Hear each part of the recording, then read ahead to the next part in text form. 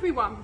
For those that don't know me, my name is Laura Carlin and I own the marine wholesaler EcoMarines, where I spend my days growing and importing corals in deepest, darkest Essex to supply to some of the UK's finest stockists.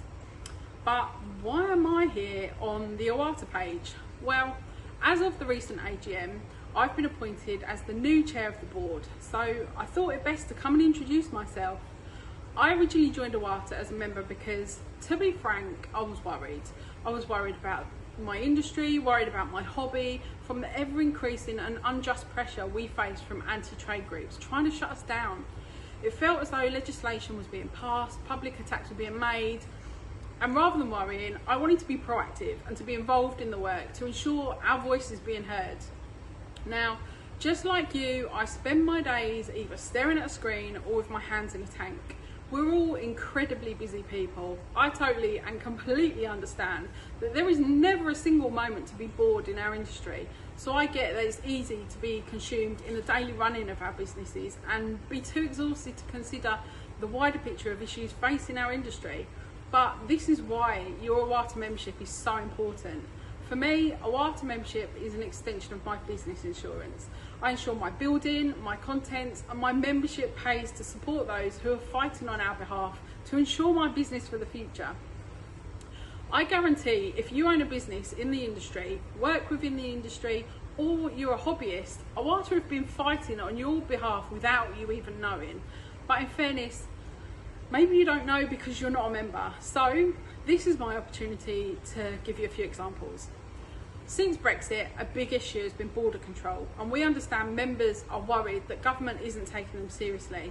So OATA has been regularly representing the trade in meetings with officials to raise problems and try and find solutions.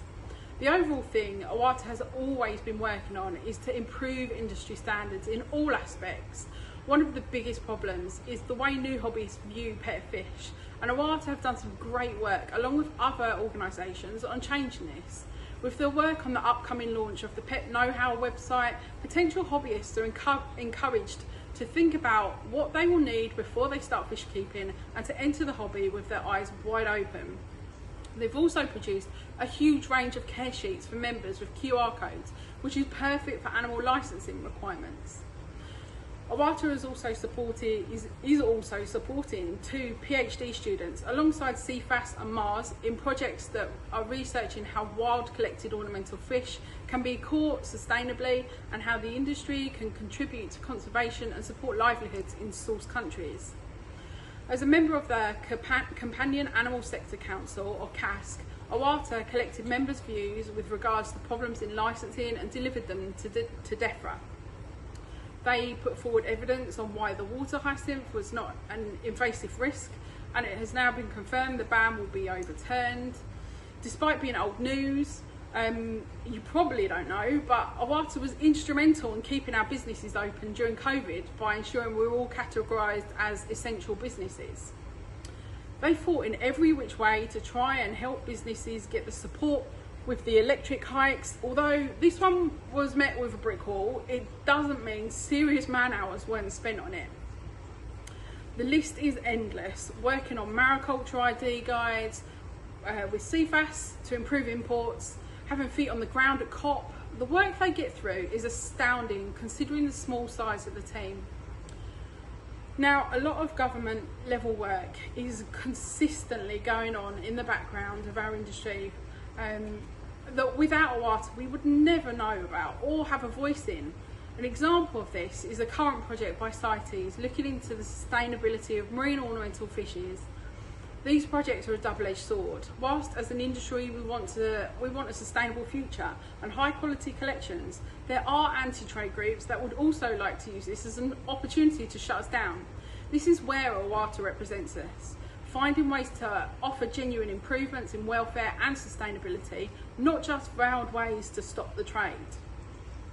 I can't help but feel my position as chair has come at a slightly challenging time, but I am up for the challenge, and I want to assure you that the team is too. The work that they do directly affects every single company within the aquatics industry. Whether you know it or not, I guarantee they have made your life easier despite things feeling really hard right now.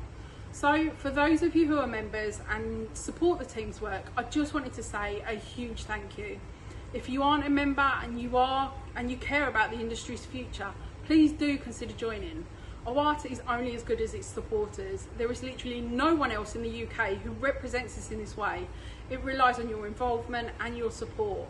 The more you engage with us, the more we can do. So if you feel like I did, a sense of worry about where things are going after, then this is the solution, guys.